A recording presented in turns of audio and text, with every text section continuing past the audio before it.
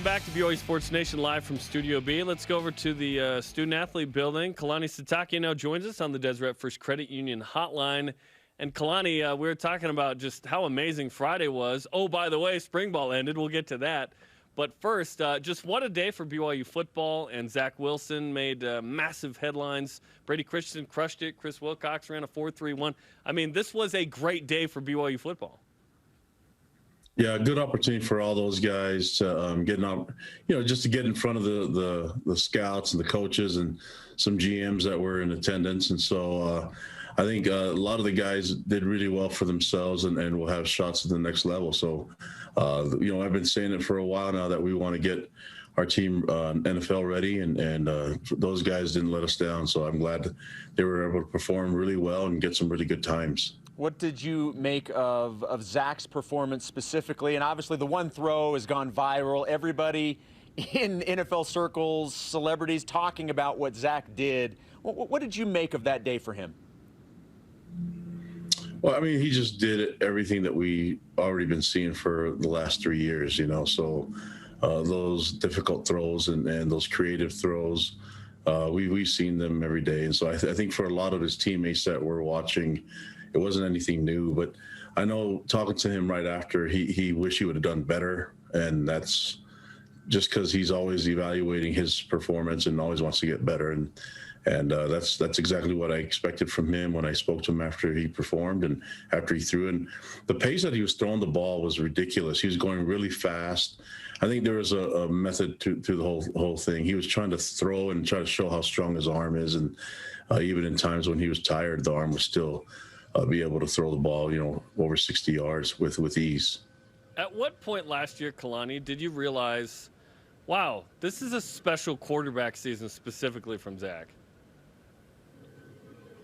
When everybody was complaining about me taking him out so early and not allowing him the chance to win the Heisman, I guess that was when you realize it. But A-Rod's been talking about Zach for a long time. We love all our players, but we can tell when we have really good talent. And right now, the team's full of talent in so many different positions.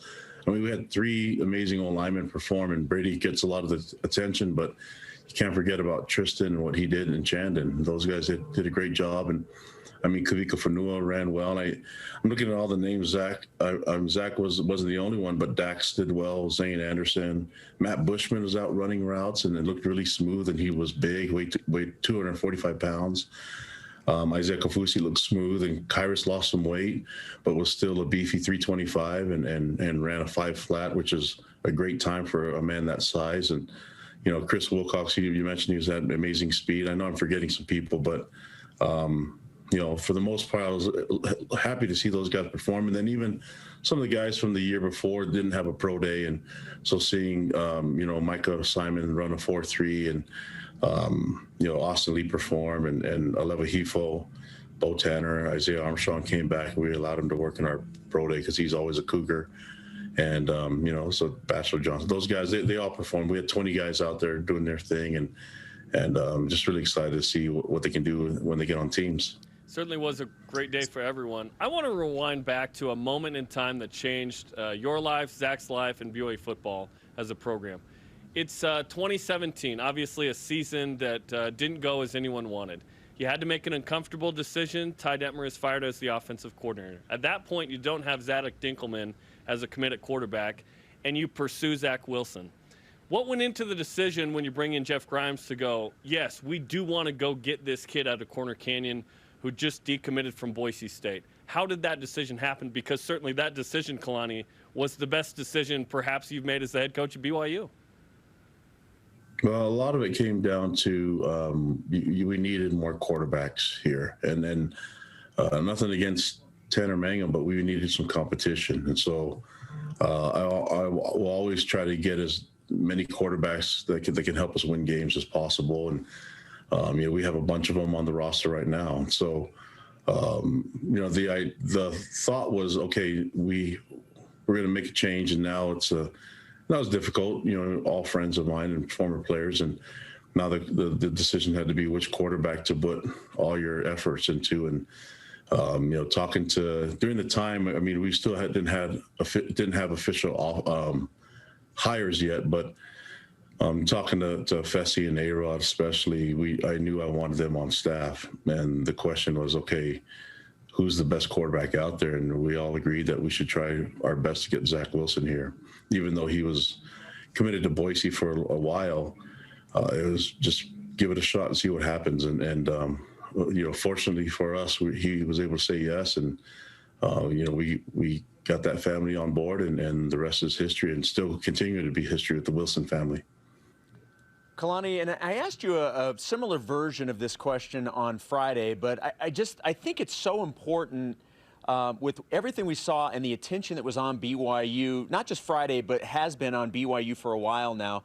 How does the program take advantage of it? And I don't know if maybe take advantage is not the right word or the right term, but how do you use this to the program's advantage? And what people are seeing right now with the program, what does this say to guys that want to come here that do have aspirations of playing in the National Football League? I think we just stay the course on what we're doing with developing our players, the type of talent that we're bringing to the system, and then spending time and giving a lot of belief in their abilities. And then you develop them, and you take guys that some people may not see the potential in them right away. And we have a staff full of returned missionaries, so we know how the missionary program works and how it can be difficult to return from a mission and see how long it takes. And then we know how a body can change after a mission.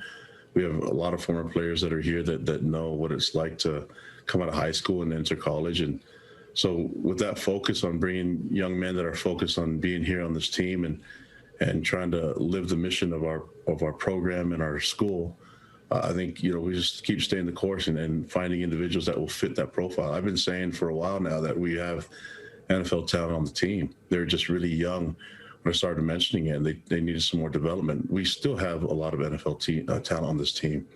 They're young, and a lot of them will be ready. Next year, you'll have a group of young men that will get drafted, and after that, and it's my job to help them achieve their dreams. And I think if we focus on that, and they'll do some great things in the NFL, but also they'll do some great things in the community when they graduate and leave from here. There's a lot of work that goes into developing these young men, and it's not just the physical part of it. It's everything that's included that only BYU can provide. We're talking to head coach Kalani Sitake of BYU football here on BYU Sports Nation. You mentioned a lot of the names of the guys who did really well. Let's talk about Brady Christensen for a second, Kalani. We knew that he was a talent, perhaps under-evaluated. I think correctly evaluated after he put up some tremendous numbers, perhaps maybe even climbing into the second or third round. What did you think of his performance, which was very impressive? Yeah, really impressive. He set the record for the broad jump for all O-linemen, and I think he beat it by a few inches. So, he has tons of explosiveness, and he was undersized coming out of high school, and a lot of the guys that we have in O-line were undersized, but it shows when you're dedicated and you work really hard. And he's a multi-sport athlete, and so we took a guy with a lot of size and ability and potential, and he did the rest. So I think that there's a lot of guys in this program that are just like that fit that profile, and maybe they don't have a lot of the stars right away because no one sees into the potential. So recruiting-wise, we want to get the best players here. Don't get me wrong with that, but we also want to get the best potential in a young man, and it could be athletic potential, but also talking about everything included. It's the spiritual part of it, it's the physical, it's the mental. We want to make sure that this person, whoever we recruit and whoever we bring to the program, that we maximize his potential. And that usually takes hard work and effort, and someone that's really dedicated and comfortable being uncomfortable in the situation that we have here at BYU. It's going to take a lot of work and a lot of dedication and sacrifice, and if you do that, the rewards will come. Kalani, let's push ahead to spring football because that was also going on. It came to a conclusion on Friday. How would you evaluate all of the spring practices now that you can kind of look back at all of them as a whole? And did you get done what you had hoped to get done? Yeah, we did. I thought that the great part of spring ball was everyone got really, really good. And if I'm just talking about the quarterbacks, we were hoping to get some separation there. And what we saw is everyone elevated their game. And so we're going to keep it rolling and keep this competition going. And then if we're looking at all the other positions, I saw a lot of people just get really connected to their coaches and to the scheme. And you saw veterans really start to own their position and own the defense or own the offense, whichever side they played on. And I'm just really excited about where this is going to take us. And I know these guys work really hard during the off season, during the time off that they're required to have, and then during the mandatory time that we bring them in and work during the summer. So this is going to be really good. We had 10 more practices this year than we had last year, and for the most part, we stayed healthy. 159 days until the Las Vegas Kickoff Classic against Arizona. With the quarterbacks, did you come up with a pecking order at all, or will that continue to go through the summer and then into fall camp? We're going to evaluate a little bit more this week as coaches, and I'll spend some time with A-Rod and Fessy and look at a lot of the details that we saw from the 15 practices, and then kind of figure it out from there. But for now, we're going to hold tight and give.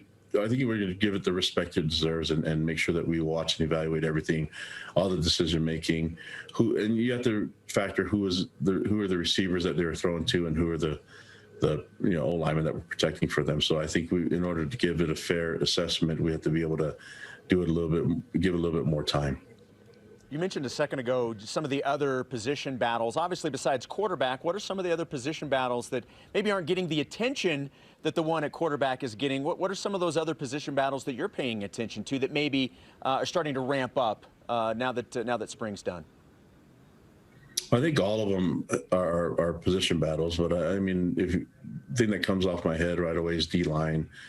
We have so many different personnel groups that require a 3-man front and a 4-man front, and so those guys competing for starting spots it's a tough deal to go through. But I'm glad that we have a lot of players. So if your depth chart's not completely solidified by the end of spring, that's usually a good sign, meaning that you have really good players there, or it's a really bad sign, meaning you don't have good players. So I'm looking at it and saying that I really feel good about the personnel that's on the team, and the difficult decisions that they're putting the coaches through, and that's a really good place to be, that we have a lot of good players to work with.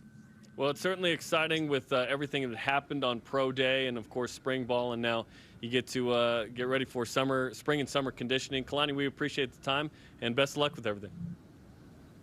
Thanks, guys. Go Cougs. Go Cougs. Kalani Sitake, the head coach of the BYU Cougars, on the Deseret First Credit Union Hotline. Deseret First, you know why, we show how.